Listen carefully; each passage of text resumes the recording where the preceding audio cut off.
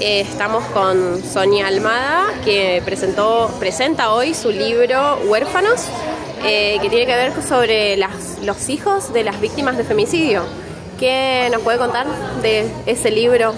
El libro es un ensayo psicosocial sobre las secuelas en los huérfanos por femicidio del asesinato de sus mamás. Así que lo que hice fue un trabajo en entrevistas con los hijos e hijas de las mujeres que fueron asesinadas, algunos casos paradigmáticos, algunos más conocidos que otros.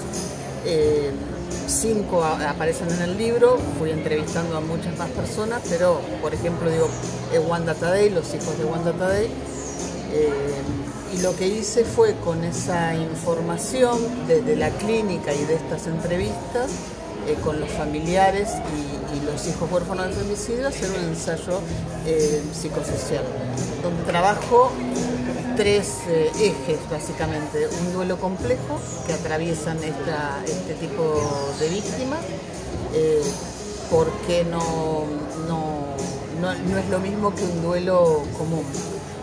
Para no ponerme muy técnica en psicoanálisis, nosotros hablamos de duelo normal y duelo patológico. Acá yo planteo un duelo complejo, por el tiempo además que les lleva duelar a la madre por la relación que tienen de afecto con el agresor. Lo nombro como una nueva forma de orfandad, no solo en Argentina, sino en Latinoamérica y en el mundo, que tiene un impacto psicológico específico, también distinto a lo que le pasa a otros huérfanos que pierden a su mamá o a su papá. Y expongo, digamos, como hipótesis que la violencia de género es una forma de maltrato infantil, que no solo, digamos, afecta a la mujer que padece esta forma de violencia, sino directamente a sus hijos. Y eso en síntesis. Si podrías hacer como un punteo de cuáles son las secuelas más notorias o más marcadas, ¿cuáles serían, por ejemplo, 5 ejes de esas secuelas? Sí.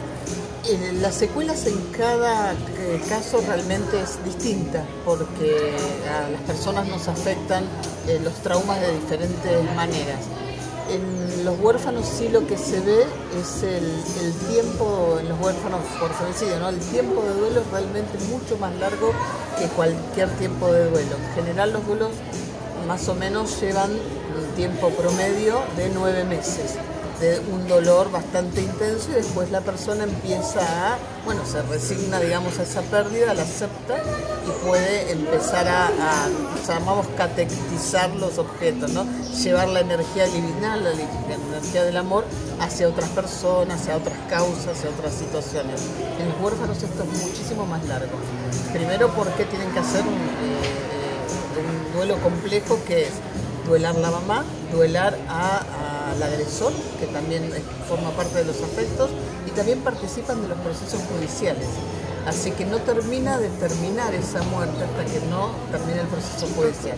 Y eso es como muy específico en los huérfanos. ¿Y hay una diferencia entre los niños que participaron activamente del femicidio y los que no? Porque tenemos casos donde el padre mata a la madre, pero los niños no están presentes, y tenemos casos donde los niños participan de todo ese momento. Los casos que aparecen en el libro son casos que participaron, estaban dentro de la escena, no quizás enfrente, no todos, digamos, pero estaban en la escena del crimen. Las secuelas es una devastación psíquica, porque tratan de elaborar lo que está pasando además, ¿no? El ruido que escucharon, la corrida que hubo, los gritos de la madre, realmente una devastación psíquica desoladora.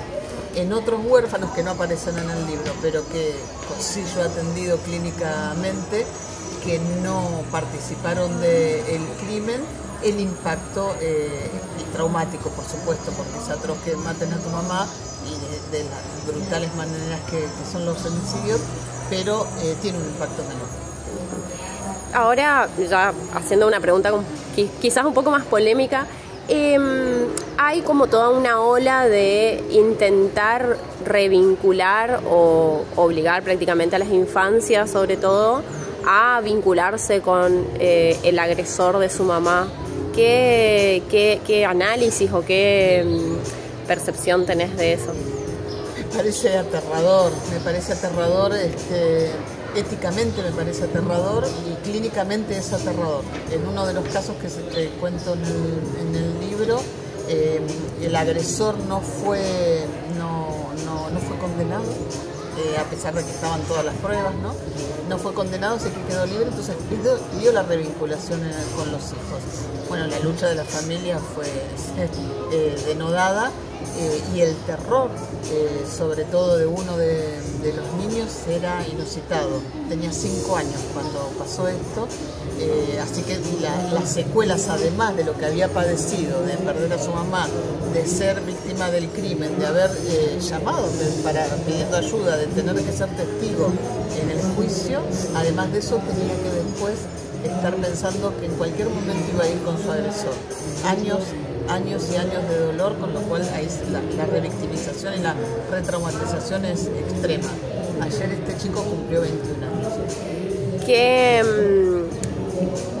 ¿Qué importancia tiene poder hablar de esto, no solo entre mujeres o en los ámbitos feministas, entre comillas, sino en la sociedad toda, entender este contexto? Es fundamental, porque los huérfanos, en general los huérfanos, el libro trabaja toda la concepción de huérfano en general, ¿no? Desde cuando comienzan a nombrarse los huérfanos. Y siempre son un sector invisibilizado de la infancia, y los huérfanos por femicidio mucho más, porque siempre se atiende, digamos, a la víctima del crimen, que a veces quedan vivas algunos días tratando de salvar su vida en los centros de salud, a la familia, al resto de los deudos, las mamás, las hermanas, pero muy pocas veces se piensa en el niño en la escena del crimen o perdiendo a su mamá. Muy pocas veces, así que está totalmente invisibilizado. Para mí es fundamental, y por eso escribí este libro, fundamental empezar a hablar de esto, y como vos decías, en la justicia, en la educación, en la salud, en la clínica con niños, tanto digo la clínica médica como la clínica psicológico-psiquiátrica, necesita saber que hay un modo de intervención, de trabajo especial, con lo que yo llamo una clínica de lo traumático, porque es el extremo del trauma, no vivir tantas cuestiones solas, porque además estas víctimas, ante la escena del crimen, no es la primera vez que viven violencia de género. No, normalmente claro, el femicidio es la culminación. Claro, es el extremo final y letal de un largo camino de violencia. Así que a mí me parece fundamental, pero digo, no solo hablar, digamos, trabajar en políticas públicas. Los huérfanos de femicidio, por ejemplo, cobran la ley Berisa, el plan Reña se llama en realidad, solo si la persona es condenada, y una vez que cumple la condena dejan de cobrar esa compensación, ¿no?, que el Estado les da, cuando en realidad necesitan ayuda toda la vida. Hace pocos días me escribió una huérfana por femicidio, que yo no conozco, me escribió por Instagram, una mujer grande como yo, y me agradecía por haber escrito este libro, porque nunca se había tomado en cuenta el dolor de los huérfanos, porque en general siempre el foco estuvo, por supuesto, en las víctimas y en sus mamás, que es insoslayable también ese dolor, pero bueno, me parece que ya es tiempo de hablar de los niños y las niñas. Y en general no hay como una necesidad, sobre todo con la actualidad política, y de hablar de los derechos de las infancias, como que hubo un momento en el que se habló y ahora está como totalmente silenciado.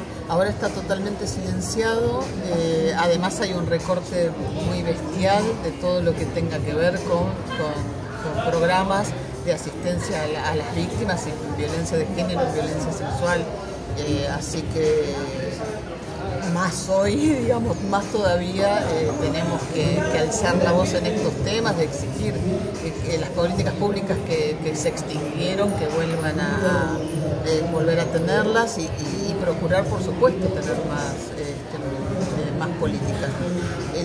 El tema de la infancia siempre estuvo olvidado, siempre aparece